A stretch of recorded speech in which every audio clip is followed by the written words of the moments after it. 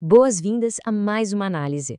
Hoje a gente vai mergulhar de cabeça num mistério histórico simplesmente fascinante, sobre identidade, sobre aquelas teias complexas de parentesco e como a ancestralidade era registrada no passado. É uma viagem no tempo para uma época que mostra o quanto aquelas regras sociais, que hoje parecem super rígidas e gravadas em pedra, já foram, na verdade, incrivelmente flexíveis e, vamos ser sinceros, muito estratégicas.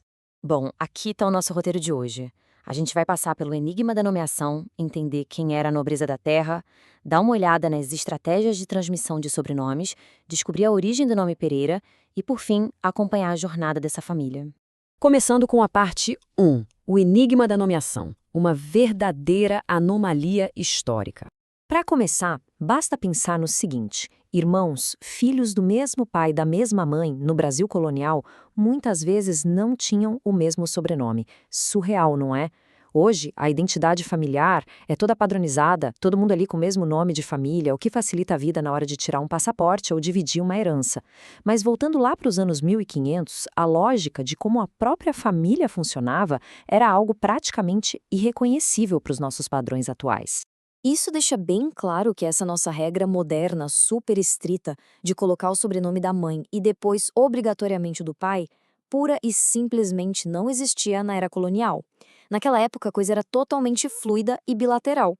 Isso quer dizer que as famílias tinham total liberdade para escolher como queriam montar o nome dos filhos, pegando de qualquer lado da árvore genealógica. Por exemplo, se a avó materna tinha um título de maior prestígio ou se um tio distante era dono de muitas terras, a criança podia muito bem herdar só esse sobrenome de peso, ignorando totalmente o do próprio pai. Tudo isso só para garantir um baita status social e alguma vantagem lá na frente. E para entender bem o porquê de tudo isso, a gente precisa falar sobre a antroponímia. Basicamente, é o ramo científico lá da onomástica que estuda como e por que as pessoas recebem seus nomes, sobrenomes e até os apelidos. E não é só uma lista de palavras antigas, não. É como uma verdadeira máquina do tempo. Ela decodifica esses rótulos e acaba revelando a identidade social de uma época inteira. Mostra as táticas de sobrevivência, as alianças de poder e as ambições de quem vivia numa sociedade que era absurdamente hierarquizada. O que nos leva à parte 2, a nobreza da terra, lá na capitania de Pernambuco. Então, avançando para os séculos XVI e XVII, o Nordeste brasileiro estava fervendo com a riqueza absurda que vinha da economia açucareira. Algumas famílias proeminentes, como os Albuquerques, Cavalcantes e Pais Barreto, acumularam tanto dinheiro que rivalizavam até com as cortes lá na Europa. E aí, com um discurso bem forte de nativismo, esses clãs começaram a se autodenominar a nobreza da terra. Usando o poder que tinham conquistado nas violentas lutas por território e no monopólio dos engenhos de açúcar, eles traçaram uma linha bem clara na areia. De um lado os plebeus, do outro, eles mesmos, donos dos cargos militares e civis de maior prestígio, usando os próprios nomes como verdadeiros escudos de exclusividade. E aqui entra o ponto crucial da nossa análise, que é esse dado numérico, 497. Esse é o número exato de membros individuais dessas 8 famílias da tal nobreza da terra, que os pesquisadores conseguiram mapear meticulosamente. A gente está falando de um pessoal que mergulhou fundo em arquivos poerentos, cruzando informações de batismos, casamentos e testamentos através de múltiplas gerações, tanto em Portugal quanto no Brasil. Todo esse esforço gigantesco foi só para rastrear a vida dessas quase 500 pessoas e descobrir a matemática exata por trás desses segredos de nomeação. Seguindo para a parte 3, estratégias de transmissão de sobrenomes, os números por trás dos nomes. Analisando os primeiros nomes, os prenomes, os dados mostram dinâmicas totalmente inesperadas. Uma fatia enorme, aí de 68%, vinha diretamente da própria família, mas de um núcleo mais amplo.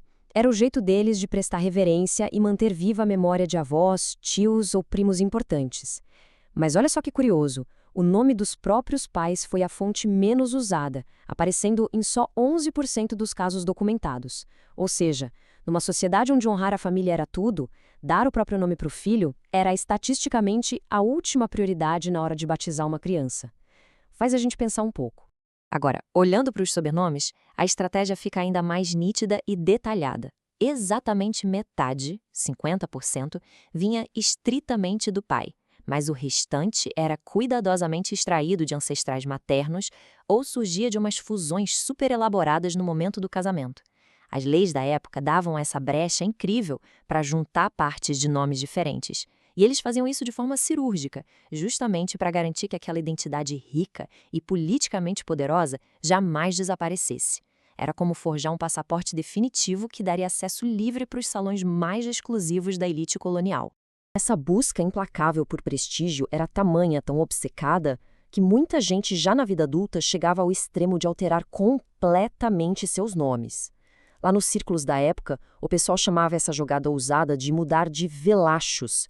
Os velachos, no jargão marítimo da época, eram aquelas velas lá na frente dos grandes navios que ajudavam a direcionar o barco. Então, abandonar o sobrenome antigo e pegar um novo era uma metáfora poética e muito calculista.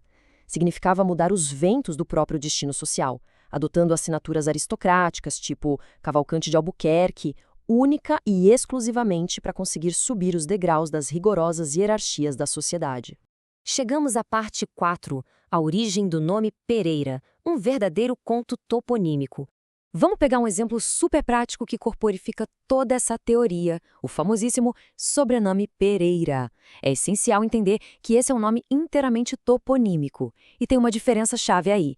Enquanto os nomes patronímicos vêm do pai, como adição de sufixos em Fernandes, que era o filho do Fernando, o nome toponímico nasce de forma direta da terra. Ele surge de um local físico, de um marco geográfico ou de alguma característica inseparável da paisagem onde aquela família morava originalmente.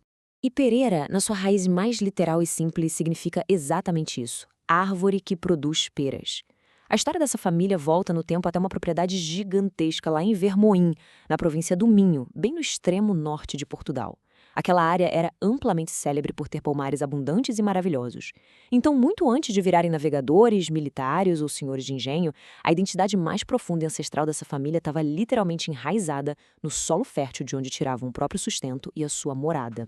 E finalmente a parte 5, a jornada da família Pereira, saindo de Portugal até chegar no Brasil. A linha do tempo desse nome traça um épico continental. Os registros sugerem raízes alegadas lá na realeza dos Longobardos, na Itália do longínquo século VIII. Mas a coisa se consolida mesmo no século XIII, quando Dom Gonçalo Pereira adota formalmente o sobrenome lá no norte de Portugal. O grande pulo para o outro lado do Atlântico acontece em 1549, quando Donatário Francisco Pereira Coutinho desembarca na colônia recém-nascida do Brasil, trazendo a autoridade real. Dali em diante, a expansão da família se espalha feito pólvora pelas capitanias do Nordeste, cravando as unhas no poder e estabelecendo a base principalmente lá em Pernambuco, a partir do século XVII. E claro, junto com esse nome geográfico poderoso, veio a heráldica inconfundível deles, um verdadeiro selo visual de nobreza. O brasão histórico da família é composto por esse escudo forte de fundo vermelho, com uma cruz de prata vazia e florenciada nas pontas bem no centro. Isso não era só um desenho bonito não, viu? Nos séculos passados, isso funcionava como um cartão de visitas bélico e imponente. Antes mesmo de qualquer palavra ser dita em uma corte, aquele escudo já comunicava de forma clara força militar, fé inabalável e muita autoridade aristocrática. Mas olha só a ironia, com um toque de humor que a geografia preparou para eles. Quando a família se instalou de vez debaixo daquele sol implacável de Pernambuco, descobriram que o clima quente e abafado não deixava cultivar uma pera sequer.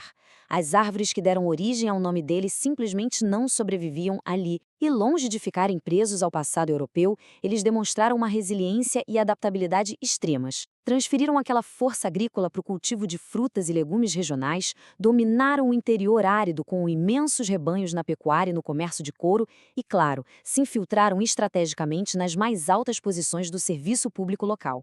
O que deixa um pensamento final incrivelmente provocativo.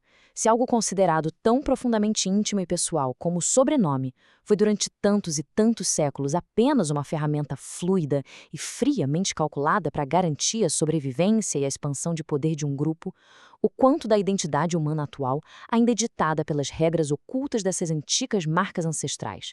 Fica aí a reflexão para fechar essa nossa fascinante exploração histórica de hoje.